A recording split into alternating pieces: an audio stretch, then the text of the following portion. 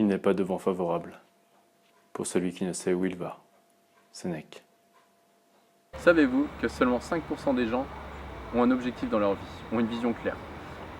John Izzo, lorsqu'il a écrit le livre Ce qu'il faut savoir avant de mourir, il a étudié 235 personnes qui étaient dites comme être heureuses. Elles avaient tout un point commun, elles avaient une vision du monde. Elles avaient un objectif, et elles disaient qu'en ayant un objectif, elles ne vivaient pas la vie d'un autre, mais elles vivaient leur propre vie. Dans cette vidéo, nous allons voir en quoi il est important d'avoir un objectif et comment le programmer, ces objectifs. Souvent, les gens, ils vont programmer leurs vacances, des semaines, des mois, et même certains des années en avance. Par contre, lorsqu'il s'agit de programmer sa vie, il y a moins de monde à le faire. Pourquoi? Parce qu'on va leur demander d'avoir des objectifs, et on va dire ouais mais là on se ferme aux opportunités. Mais c'est pareil, quand vous programmez vos vacances à l'avance, vous allez aussi vous fermer à des opportunités. Programmer sa vie, c'est aussi avoir un cap, une direction, des objectifs, c'est ça, c'est j'ai un cap, je sais où je vais. Et peut-être qu'en étant ouvert, je vais avoir plein d'autres occasions. Mais au moins, ça va me permettre d'avoir comme une boussole, une direction et de ne pas me perdre et de tourner en rond. C'est comme si un bateau partait au large sans direction. On ne sait pas où il va arriver. Avoir un objectif dans la vie, c'est ce qui va, vraiment le vivre et vouloir cet objectif, c'est ce qui va vous permettre de rester focus dans la vie. En cas de difficulté, vous allez pouvoir occulter toutes les difficultés et juste penser à votre objectif.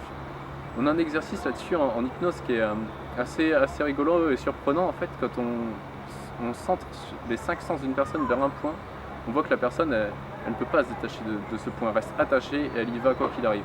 Elle est totalement déterminée et concentrée. Maintenant, comment se programmer un objectif? Un objectif, j'utilise la méthode SMART, donc spécifique, mesurable, atteignable, réalisable et temporel. Méthode SMART, le S de spécifique, pour moi un objectif il doit être clair. Donc votre cerveau il a besoin d'ordre, de savoir vers où aller. C'est Grinder et Blender qui disent que le cerveau fait d'une manière extrêmement précise ce qu'on lui demande. Sauf qu'à travers nos 60 000 pensées par jour, qui sont inconscientes, il fait ce qu'on lui demande, mais c'est inconscient. En ayant un objectif, une vision claire, votre cerveau il va se diriger vers cet objectif.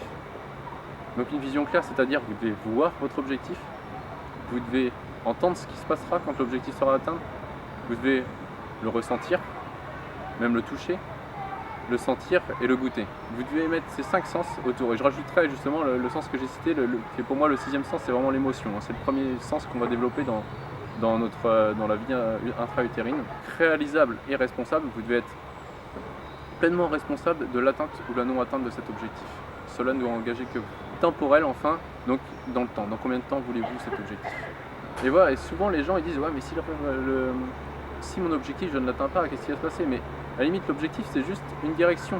Votre réalisation va se faire en allant vers cet objectif. L'objectif ce sera juste la cerise sur le gâteau. Mais toute la joie, tout le bonheur en fait va venir de cette marche vers l'objectif. D'ailleurs Gandhi il disait c'est dans l'effort qu'on trouve la pleine satisfaction. Un plein effort égale une pleine victoire et non dans la réussite. Le défi que je vous donne pour cette première vidéo c'est quelle est votre vision? Que voulez-vous que les gens disent de vous? Que voulez-vous laisser comme héritage quand vous allez mourir? Vraiment ça c'est une question que je pose assez souvent et ça fait un petit déclic chez les personnes. Que voulez-vous laisser avant de mourir? Quelle sera votre vision du monde? À quoi allez-vous contribuer? Que voulez-vous laisser? Que voulez-vous construire? Et dans 10 ans, comment sera votre vie? Et dans 5 ans? Et dans 3 ans? Et dans 1 an? Et dans 1 mois? Voilà, pensez à tout ça, écrivez-le.